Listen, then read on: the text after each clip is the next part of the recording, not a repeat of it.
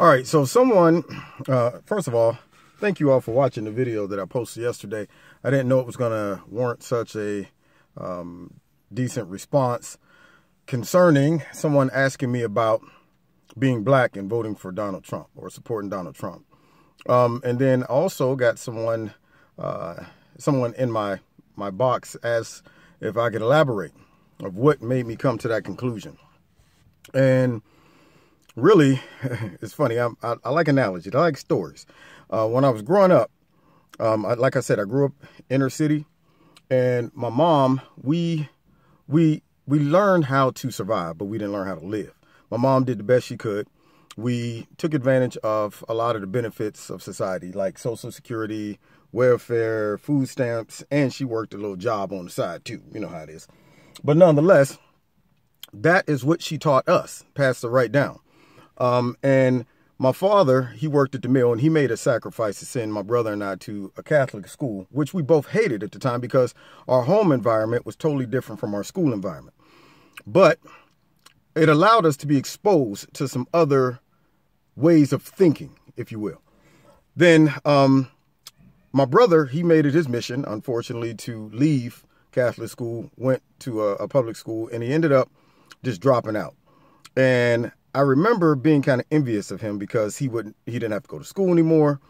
Not only that, his whole plan, and this, I'll never forget it. He was sitting in the basement one day drinking a 40. You know, if you know what a 40 is, if you got a little black in you, you know what a 40 ounce is.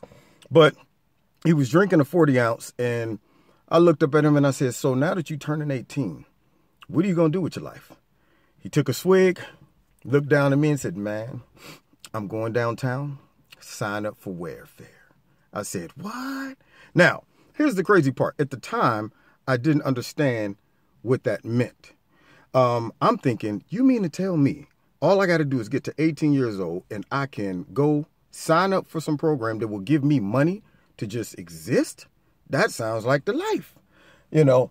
Now, when I look back at it, I cannot blame slavery. My father gave him opportunities to go to different schools. I can't say it was racism. We were not subjected to racism. We were given options. That's what I'm saying.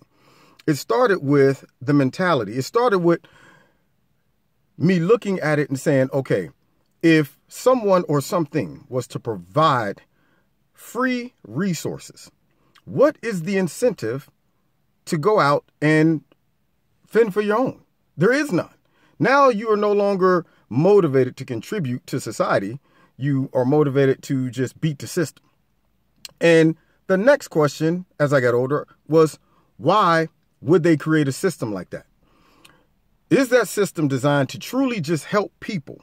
Or is the system designed to create a loyal base of voters, a loyal base of people who are committed to you, whether they're conscious of it or not? And is that system designed to enable you, especially when the system only provides resources based upon conditions?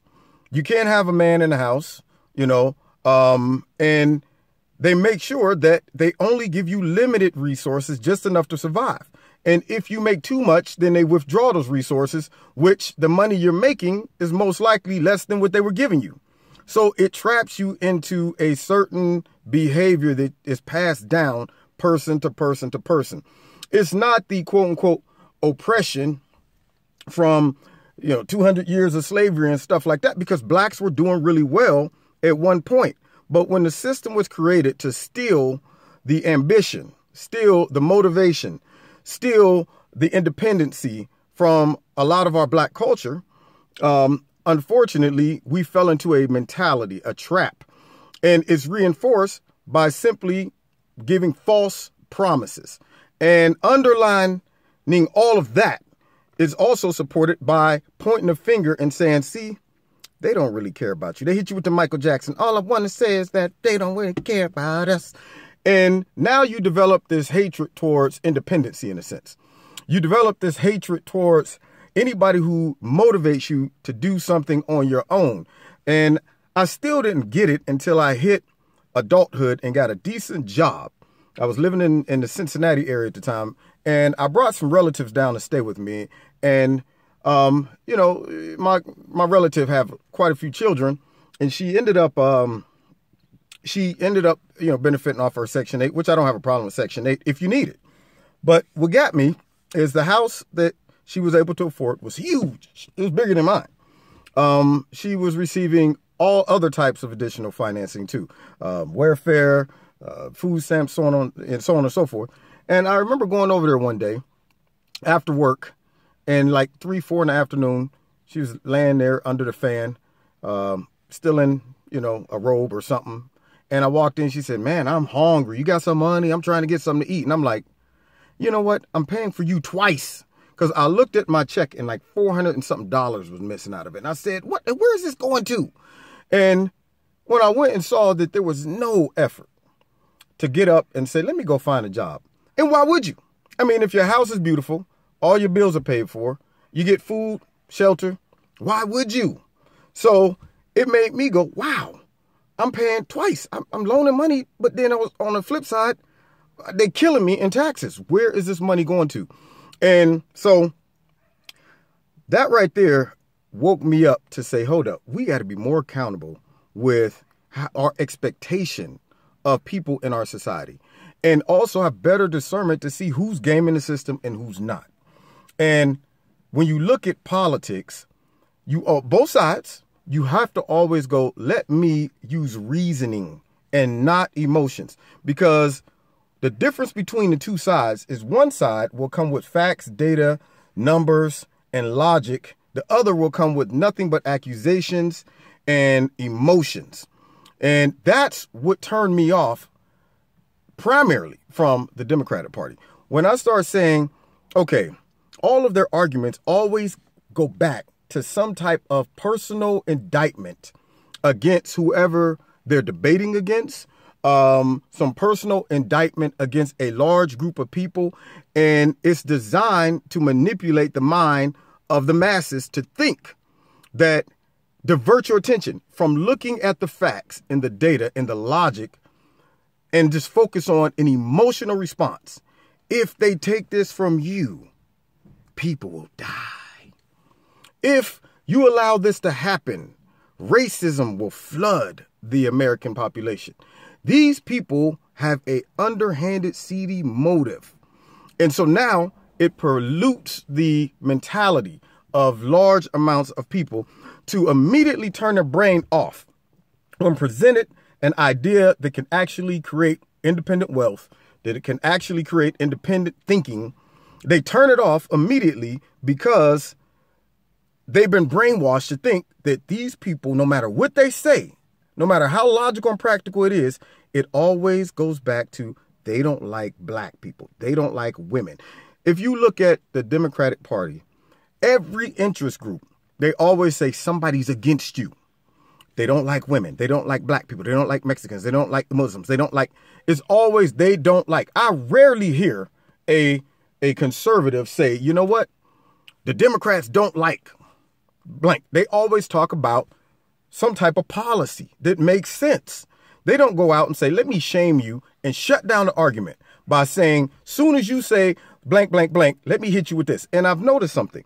If you are black and you're conservative and you are bringing logic to someone, especially to another African American, the response to shut that down is, well, you know what? I don't have to listen to you because you're a sellout.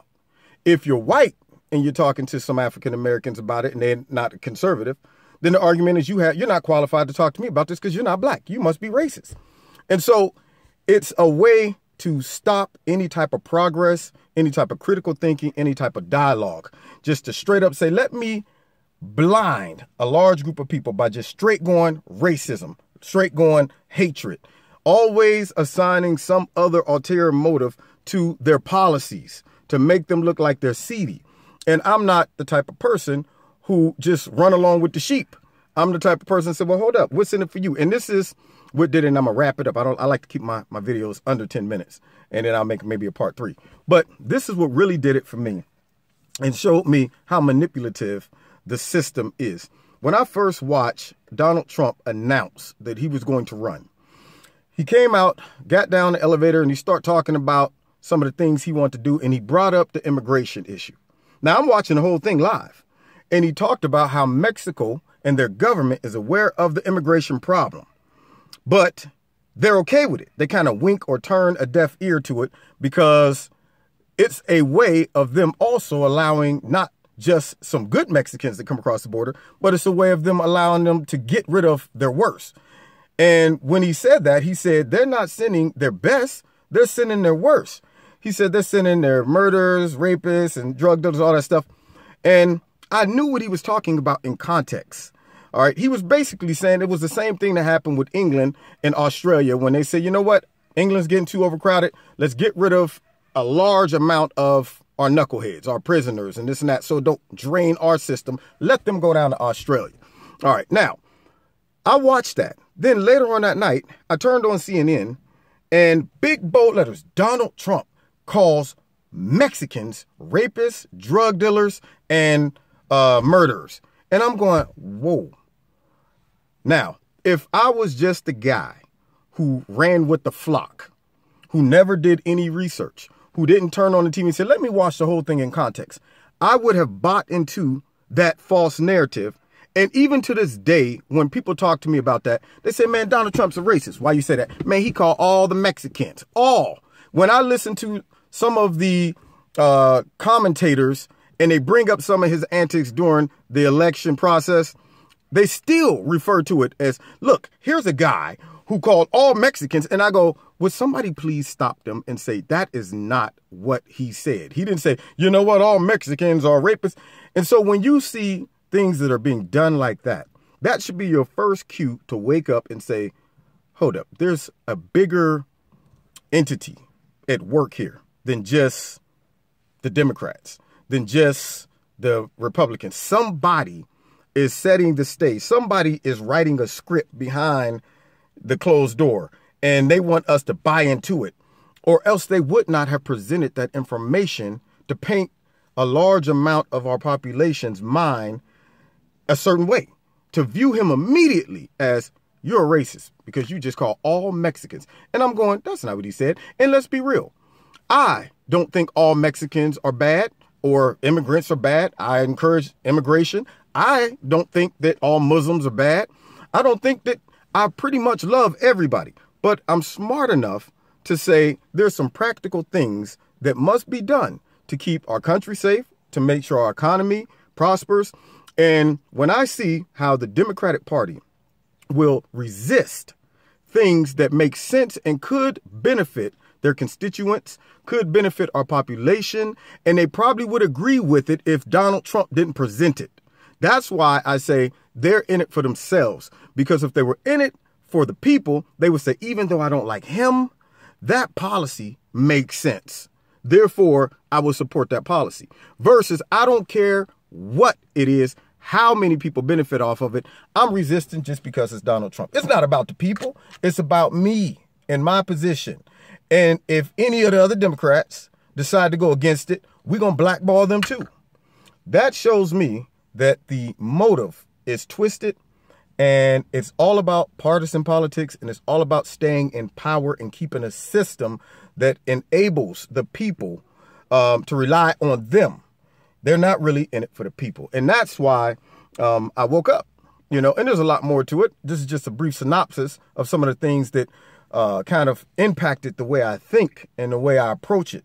There's a lot more. We'll talk about it some other time. All right.